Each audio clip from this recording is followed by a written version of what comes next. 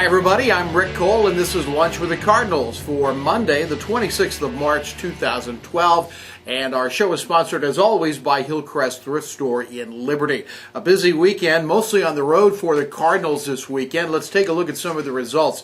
First of all, on Friday, men's and women's tennis swept Missouri Valley. 9-0 scores in both of the matches. Those matches moved indoors because of the rain in the area during the week. And again, a good Friday night for the men's and women's tennis teams.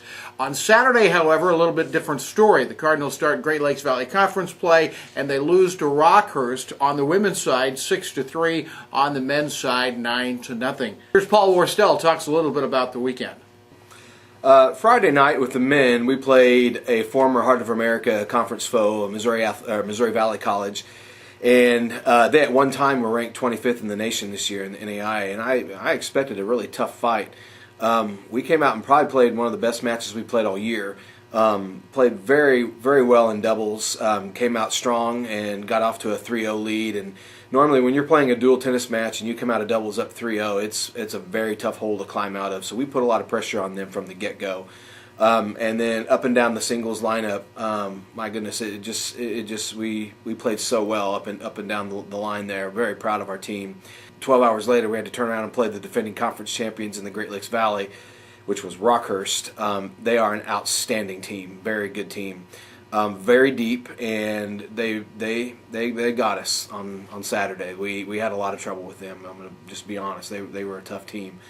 Our women had a great weekend. We played Missouri Valley College on Friday, and a former Heart of America Conference opponent for us. We probably played the best tennis we played all year and all spring in that match. Our number one doubles team, Paula Peters and Katie Lambauer, that's the best they played since fall qualifying for nationals. They played probably their best doubles match this year. They played outstanding. And then Paula went 3 sets with Missouri Valley's number one player and beat her, and Paula has never lost to her. And every time they have played, they've always gone 3 sets. And so that was an outstanding match. Then we woke up and played at Rockhurst on Saturday morning. Again, I think the bright spot in that match was Hannah Lindblom again. She and her partner, Kristen Stivers, won at number 3 doubles over Rockhurst. They won a good match, 8-5. And then Hannah turned around and played number 4 singles that day for us and beat a player by the name of Erin Bells, who is from Blue Springs, Missouri, and highly touted coming out of high school. And she probably played the best singles match I've seen her play at William Jewell. So that was an outstanding performance by her. Softball on the road this weekend also, as they went to Drury on Saturday. Tough going in Springfield, a doubleheader sweep there by Drury. But then on Sunday, a little bit different story. Against another tough opponent, Missouri S&T, the Cardinals come back and they sweep 2 games on the road. They won the first game 5-2. Maria Buckingham picks up the win, and a shutout in the second game for Amanda Storm. 2-0 for the Cardinals softball team. They are now 12-11 on the year, and in the Great Lakes Valley Conference, they are 7-7. Dustin Combs has some comments on this weekend's softball action. It's still giving us a shot to accomplish some goals. We've played really well at times. Yesterday being one of those days, and we haven't put it together on other days. So we're pretty fortunate to be where we're at. We certainly feel like yesterday's an indication of what we're capable of doing. I think we ended up having 17 hits in the doubleheader, which is something that I knew we're capable of. We just hadn't been doing that. Continue to play very solid defensively, especially on the left side of the infield with Eileen Greenwood at short and Taylor Brown at third. And Eileen made a few catches yesterday that really took them out of some innings. Our pitching was really good yesterday. Both Marie and Amanda had them off balance all day.